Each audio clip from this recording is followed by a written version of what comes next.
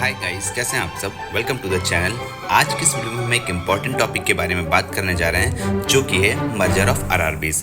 इसको लेके एआईबीए और आईबॉक ने एक लेटर इशू किया है। जानेंगे क्या है उस लेटर में। दोस्तों, बहुत सारे यूज़र्स डिमांड कर रहे थे, जो हमारे सब्सक्राइबर्स हैं, हमारे भाई हैं, हमारे दोस्त हैं, वो डिमांड कर रहे थे कि आरआरबी के मर्जर पे भी वीडियो बनाया जाए। तो दोस्तों, यूनियन ने भी इस बारे में लेटर निकाला है और इससे अच्छा मौका होगा नहीं इसके मर्जर के बारे में बात करने के लिए। लेकिन दोस्तों, अभी तक आप हमारे चैनल में नए हैं तो चैनल को सब्सक्राइब कर दें, वीडियो पसंद आए तो वीडियो को लाइक करें और दोस्तों के साथ शेयर करना बिल्कुल ना भूलें। तो चलिए दोस्तों, वीडियो को शुरू करते हैं। दोस्तों, ये आपकी स्क्रीन में एक लेटर है जिसको एआईबीए और आईबॉक ने साथ में लिखा है। दोस्तों, इसका सब्जेक्ट है AIBA and AIBOC demand merger of RRBs with sponsor banks. तो एआईबीए और आईबॉक डिमांड करता है कि जो आरआरबीज हैं उनको उसके स्पॉन्सर बैंक के साथ मर्ज कर दिया जाए। जानते हैं लेटर में क्या क्या कहा गया है। दोस्तों, ये लेटर लिखा किसको गया है? ये लिखा गया है श्रीमती निर्मला सीतारमन जी को, जो कि honourable minister of finance and corporate affairs and government of India में। वही इसका सब्जेक्ट है merger of regional rural banks with the sponsor banks. तो चलिए इस लेटर को अब डिस्कस करते हैं कि इसकी मेन स्टोरी, इसकी कहानी क्या है, उसको डिस्कस करते हैं। तो दोस्तों, सबसे पहले हम फाइनेंस मिनिस्टर ये शुरू इस तरीके से लेटर होता है कि सबसे पहले हम फाइनेंस मिनिस्टर श्रीमती निर्मला सीतारमन जी को मोदी 3.0 सरकार में फिर से फाइनेंस मिनिस्टर का जिम्मा संभालने पर हार्दिक शुभकामनाएं देते हैं। हमारा पूरा विश्वास है कि उनके नेतृत्व में भारत एक नया इतिहास लिखेगा। यूनियन ने अपना लेटर शुरू किया है। सबसे पहले कॉन्ग्रेचुलेट करा है फाइनेंस मिनिस्टर को। इसके बाद यूनियन ने कहा है नेक्स्ट पैराग्राफ में नीड फॉर रिफॉर्म, इसके नीड फॉर रिफॉर्म के बारे में बात किया है। इसके बाद कहा है यूनियन ने, आज हम आपके सामने एक महत्वपूर्ण मांग रखना चाहते हैं, जो है आरआरबीज का उनके स्पॉन्सर बैंक के साथ merger. All India bank officers confederation and all India bank employees association यानी कि आईबॉक और एआईबीए ने फाइनेंस मिनिस्टर को इस मामले पर एक ज्वाइंट लेटर लिखा है। यानी ये जो लेटर है वो दो बड़ी यूनियंस की तरफ से डिमांड है कि आरआरबीज को स्पॉन्सर बैंक के साथ मर्ज कर दिया जाए। चलिए लेटर को आगे समझते हैं। पहले समझते हैं आरआरबीज का बैकग्राउंड क्या है। दोस्तों, आरआरबीज को 1976 में स्थापित किया गया था ताकि छोटे और सीमांत किसानों को, कृषि मजदूरों को और अन्य सामाजिक रूप से कमज़ोर वर्गों को बैंकिंग सेवाएं उपलब्ध कराई जा सकें। आज भारत में 43 आरआरबीज हैं जो 12 शेड्यूल कमर्शियल बैंक्स के द्वारा स्पॉन्सर किए जाते हैं। अब देखते हैं आरआरबीज को क्या क्या चैलेंजेस फेस करना पड़ता है। दोस्तों, आरआरबीज को बेसल 1 नॉर्म्स के तहत कैपिटल एडिक्वेसी मेंटेन करनी होती है, जो कि आज के समय में काफ़ी नहीं है। 2021-22 में सरकार ने 10,890 यानी कि 10,890 करोड़ रुपीज़ का कैपिटल इन्फ्यूज़ किया था, पर ये काफ़ी नहीं है। इसे सिर्फ मर्जर के थ्रू ही सॉल्व किया जा सकता है, ऐसा यूनियन का कहना है। यानी यूनियन कहता है कि जो बेसल के नॉर्म्स हैं उनको आरआरबीज फुलफिल नहीं कर पा रहे हैं गवर्नमेंट के पैसा इन्फ्यूज़ करने के बाद भी।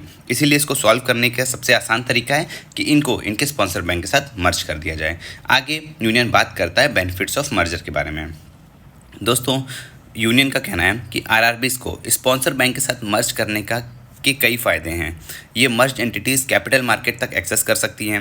ड्यूल कंट्रोल खत्म होगा। अभी आपको पता है आरआरबीज में ड्यूल कंट्रोल है, नाबार्ड भी देखता है, आरबीआई भी देखता है, उसके बाद डीएफएस की भी अप्रूवल चाहिए होता है। जो साथी ग्रामीण बैंक में जॉब कर रहे हैं वो जानते हैं कि कोई भी फैसिलिटी मिलने के लिए सबसे पहले नाबार्ड, फिर स्पॉन्सर बैंक, फिर डीएफएस, आरबीआई, दुनिया भर से अप्रूवल चाहिए होते हैं आरआरबीज को कोई भी नई फैसिलिटी लाने के लिए, कुछ भी उनके फैसिलिटीज़ में बदलाव करने के लिए, या आरआरबी कुछ करना भी चाहें तो उनको जगह जगह से 4 जगह से परमिशन लेनी पड़ती है। तो यही ये कह रहे हैं कि जो ये ड्यूल कंट्रोल है इसको भी ख़त्म किया जा सकता है आरआरबी को मर्ज करने के साथ, और ऑपरेशनल एफिशिएंसी भी इससे बढ़ेगी अगर आरआरबी इसको मर्ज कर दिया जाएगा अपने स्पॉन्सर बैंक में। साथ ही टेक्नोलॉजिकल अपग्रेडेशन भी सीमलेसली हो सकता है। इनका कहना है कि जो टेक्नोलॉजिकल अपग्रेडेशन है वो भी सीमलेसली हो सकता है। ये बात कहीं तक सही भी है, क्योंकि हम वही सॉफ्टवेयर यूज़ करते हैं जो हमारा स्पॉन्सर बैंक यूज़ करता है। कुछ वैसे ही अकाउंट्स नंबर होते हैं, ऑलमोस्ट सेम अकाउंट्स नंबर होते हैं, ठीक है। तो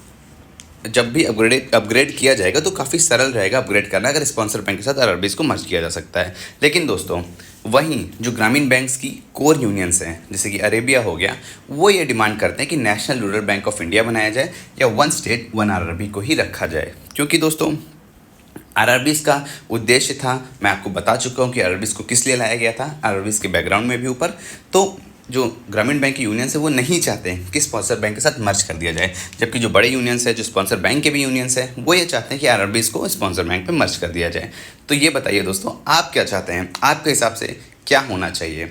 एक चीज़ और है दोस्तों, मैंने ये देखा है कि यूट्यूब पे शायद ही कोई है जो ग्रामीण बैंक्स के बारे में बात करता है, आरआरबीज के लिए आवाज़ उठाता है। तो मैं कोशिश करता हूँ कि इस चैनल के माध्यम से आपके लिए आवाज़ ज़रूर उठा सकूँ, क्योंकि मुझे पता है हम आरआरबीज भी बैंकर्स ही हैं। इसके बाद दोस्तों आगे बात करते हैं addressing and competition enhancing services, यानी इस लेटर को आगे डिस्कस करते हैं। ठीक है, आरआरबीज और कमर्शियल बैंक आपस में compete करते हैं, पर आरआरबीज कुछ मॉडर्न बैंकिंग प्रोडक्ट्स ऑफर नहीं कर पाती है। बात सही है, आरआरबीज के पास उतनी टेक्नोलॉजी ही नहीं है कि हम सारे मॉडर्न जो बैंकिंग की सुविधाएं हैं वो कस्टमर्स को दे सकें। मर्जर से ये प्रॉब्लम सॉल्व हो सकती है यूनियन के अकॉर्डिंग, और रूरल इकोनॉमिक का रैपिड ग्रोथ हो सकता है। यानी अभी रूरल इकोनॉमी का रैपिड ग्रोथ नहीं हो रहा है, स्पॉन्सर बैंक जब आ जाएंगे आरआरबीज को टेक ओवर कर लेंगे तभी ग्रोथ होगा। इस पर आपको क्या विचार है नीचे कमेंट में ज़रूर बताइएगा। आगे दोस्तों बात करते हैं लेटर में, मर्जर से आरआरबीज के एम्प्लॉयज़ को मॉडर्न बैंकिंग प्रैक्टिस से सीखने का मौका मिलेगा और दोनों एंटिटीज़ में स्टाफ शॉर्टेज को एड्रेस किया जा सकेगा।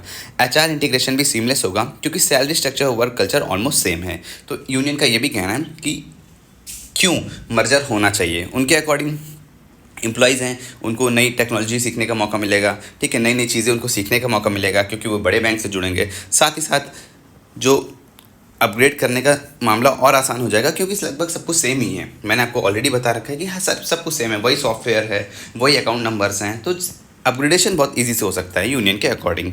दोस्तों चलते हैं कंक्लूजन पे। दोस्तों इसलिए यूनियन सरकार से निवेदन करते हैं कि सभी आरआरबीज को उनके स्पॉन्सर बैंक के साथ मर्ज कर दिया जाए। इससे न सिर्फ बैंकिंग सेक्टर की सस्टेनेबिलिटी बढ़ेगी बल्कि रूरल इकोनॉमी को भी एक नया बूस्ट मिलेगा। तो दोस्तों आपको क्या लगता है कि ग्रामीण बैंक्स को स्पॉन्सर बैंक के साथ मर्ज करना चाहिए या national rural bank of India बनाना चाहिए, जो कि ग्रामीण बैंक यूनियंस की बहुत पहले से एक डिमांड चली आ रही है। ग्रामीण बैंक्स में दोस्तों बहुत सारी परेशानी है। अभी तक ग्रामीण बैंक के एम्प्लॉयज़ को 14% एनपीएस जैसी बेसिक चीज़ भी नहीं मिल रही है। ग्रामीण बैंक की यूनियंस चाहते हैं, ग्रामीण बैंक्स के एम्प्लॉयज़ भी चाहते हैं कि प्रमोशन और फास्ट हो। अभी उसमें भी कोई चीज़ आई नहीं है और अभी तक 12 बीपीएस भी ग्रामीण बैंक में अप्लाई नहीं हो पाया है। सुनने में आ रहा है कि इस मंथ हो जाएगा, बट अभी तक नहीं हो पाया। दोस्तों चलिए, तो आज की वीडियो में बस इतना ही था। आप सबका धन्यवाद इस वीडियो को देखने के लिए। अगर आपको ये वीडियो पसंद आई तो लाइक करें, शेयर करें और चैनल को सब्सक्राइब करें। हमारी आवाज़ सरकार तक पहुंचाने में हमारी मदद करें। मिलते हैं अगले वीडियो में एक नए टॉपिक के साथ। तब तक के लिए जय हिंद।